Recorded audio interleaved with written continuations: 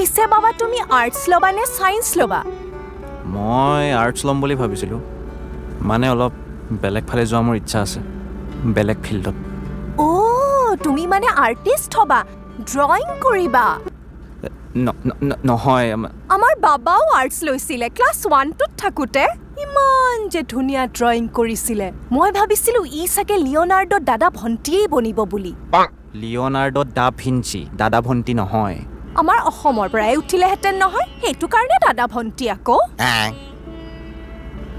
কিন্তু এতিয়া আহি গৈছে ন এই আৰ্টিষ্ট বনি একো লাভ নাই AI আৰ্টিফিচিয়েল ইণ্টেলিজেঞ্চ UI নহয় আমাৰ ইয়াক যে ক'বই লগা হোৱা নাই ৰিজাল্ট নোলোৱাৰ আগৰ পৰাই চিঞৰি আছে চায়েন্স ল'ম ডক্টৰ বনিম মই ক'লো ৰিজাল্টটো ওলাই ল'ব দেচোন পিছে ইয়াৰ ৰিজাল্টটো ভাল হ'বই দিয়কচোন চাওঁ মা মই তোমাৰ হাৰ্টবিটটো চাওঁ